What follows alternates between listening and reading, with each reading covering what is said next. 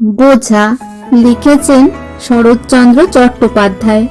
দ্বিতীয় পরিচ্ছেদ। সুশীলার ছেলের অন্নপ্রাশন। সুশীলা সরলার বড় দিদি, তাহার ছেলের ভাত। সুতরাং কামাখ্যা বাবু দৌহিত্রের অন্নপ্রাশন উপলক্ষে সরলাকে বাড়ি লইয়া যাইবার জন্য কলিকাতায় আসিলেন। সরলার দিদি সরলা ও সত্যেন্দ্রকে যাইবার জন্য বিশেষ অনুরোধ করিয়া পত্র লিখিয়াছে। বিশেষ সরলা প্রায় 3 বৎসর যাবৎ দিলজানপুরে যায় নাই। সত্যেন্দ্র যখন যাইতে সম্মত হইল, তখন কামাখ্যা বাবু পরমানন্দে জামাতা কন্যা লইয়া দেশে আসিলেন। গৃহিণী বহু দিবসের পর তাহাদিগকে পাইয়া অত্যন্ত আহ্লাদিতা হইলেন। যাহার ছেলের ভাত, সে আসিয়া দুইজনকেই অনেক কথা শুনাইয়া দিল, অনেক রকমে আপ্যায়িত করিল। শুভ কর্ম নির্বিঘ্নে সমাধা হইয়া যাইবার পর সত্যেন্দ্র বাড়ি যাইতে চাহিল, কিন্তু গৃহিণী তাহাতে বিশেষ আপত্তি করিলেন। বলিলেন, এতদিন পর এসেছ, আরো কিছুদিন থাকতে হবে। সরলা ছাড়িল না। সুতরাং আরো 2-4 দিন থাকিতে সত্যেন্দ্র সম্মত হইল। 2-4 দিন কাটিয়া গেল, তবু সরলা ছাড়িতে চাহে না। কিন্তু না যাইলেও নহে, পড়াশোনার বিশেষ ক্ষতি হয়, পরীক্ষারও অধিক বিলম্ব নাই।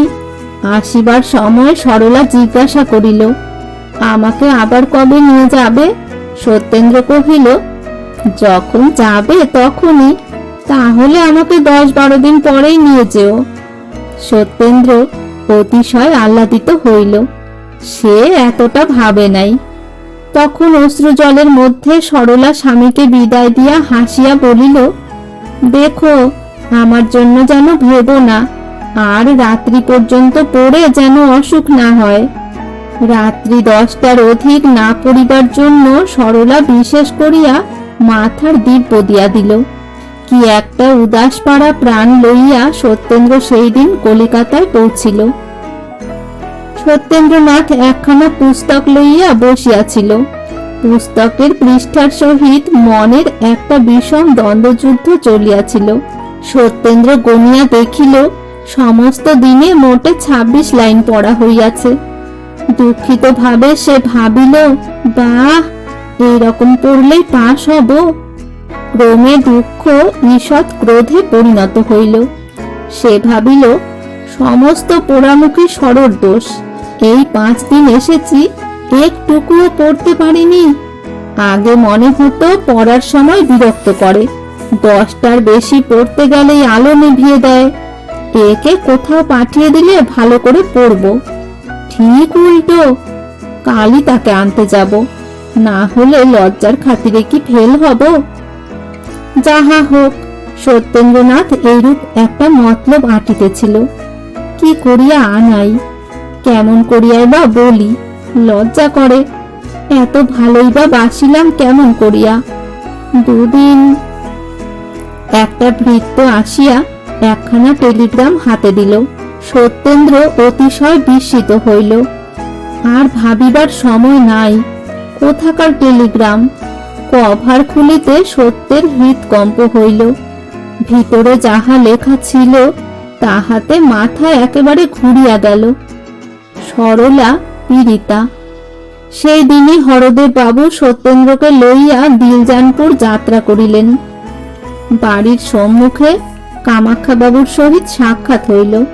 হরদেব বাবু চিৎকার করিয়া জিজ্ঞাসা করিলেন, মা কেমন? কামাখ্যা বাবু কহিলেন, আসুন, ভিতরে চলুন। হরদেব বাবু ভিতরে গিয়া দেখিলেন সরলা বিষুচিকা রোগে আক্রান্তা। একদিনে সরলাকে যেন আর চেনা যায় না। চক্ষু বসিয়া গিয়াছে, পদ্মের মতো মুখখানিতে কালিমা পড়িয়াছে। বিজ্ঞ হরদেব বাবু বুঝিলেন অবস্থা ভালো নহে। চক্ষু মুছিয়া ডাকিলেন, মা সরলা।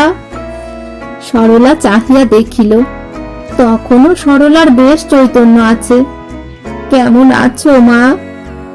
সরলা হাসিয়া বলিল, ভালো আছি তো। দুজনেই বুঝিল এটা আপোষে মিটমাট হইয়া গেল। সকলে চলিয়া যাইলে সত্যেন্দ্র আসিয়া কাছে বসিল। দারুণ আতঙ্কে কথা বাহির হইল না। তখন জোর করিয়া নীরস ভাঙা ভাঙা গলায় সত্যেন্দ্র ডাকিল, সর। শুষ্ক ভাঙা গলা, ক্ষতি কি? সেই চিরপরিচিত স্বর, সেই আদরের ডাক, সর। এ কি ভুল হয়? সরলা স্বামীকে তামাশা করিতে বড় ভালোবাসিত। হাসিয়া বলিল, কি নিতে এসেছ? কথা বসিয়া গিয়াছে। এতক্ষণ কোনো মতে সত্যেন্দ্র চক্ষুর জল চাপা দিয়া রাখিয়াছিল। অবস্থা দেখিয়া সে বালির বাঁধ ভাঙিয়া গেল। সত্যেন্দ্র জানিত এ সময়ে কাঁদিতে নাই, কিন্তু পোড়া চোখের জলের কি সে বিবেচনা আছে? বেশ ধীরে ধীরে স্বচ্ছন্দে তাহারা একটির পর একটি করিয়া ফোঁটায় নামিতে আরম্ভ করিল। তাহারা যে সরলার অঙ্গে মিশিতেছে, এ অবকাশ তাহাদের কখনো হইয়াছে কি? কখনো হয় নাই। তোমার কিংবা সরলার খাতিরে তাহারা কি এ সুযোগ ছাড়িয়া দিবে? সরলা স্বামীকে কখনো কাঁদিতে দেখে নাই। সেও কাঁদিল। অনেকক্ষণ পরে চক্ষু মুছিয়া সে বলিল, ছি, কাঁদো কেন? পুরুষ মানুষের কি কাঁদতে আছে? এ কি বটে সরলা, বেশ বুঝিয়াছ। অন্তর্দাহে তাহারা শুকাইয়া কাঠ হইয়া যাউক, এক ফোঁটা জল যেন না পড়ে। অশ্রু স্ত্রীলোকের জন্য, পুরুষের তাহাতে হাত দিবার অধিকার নাই। যন্ত্রণায় পুড়িয়া যাও, কাঁদিতে পাইবে না। কাঁদিলে স্ত্রীলোক হইয়া যাইবে। সরলা, এ ব্যবস্থা কি তোমরাই করিয়াছ? সরলা স্বামীর হাত আপনার হাতে টিপিয়া ধরিয়া কাঁদিয়া বলিল, পরজন্ম বিশ্বাস করো কি? সত্যেন্দ্র কাঁদিতে কাঁদিতে বলিল, করতাম কিনা জানি না, কিন্তু আজ হতে সম্পূর্ণ বিশ্বাস করব। সরলার মুখে ঈষৎ হাসির চিহ্ন প্রকাশ পাইল। ঔষধ খাওয়াইবার সময় হইয়াছে দেখিয়া কামাখ্যা বাবু, হরদেব বাবু এবং ডাক্তার বাবু কক্ষে প্রবেশ করিলেন। ডাক্তার নাড়ি টিপিয়া বলিলেন, আশা বড় কম, তবে ঈশ্বরের ইচ্ছা। ঈশ্বরের ইচ্ছায় পরদিন বেলা 7টার সময় সরলার মৃত্যু হইল। সন্ধ্যার সময় হরদেব বাবু সত্যেন্দ্রকে লইয়া কলিকাতায় ফিরিলেন।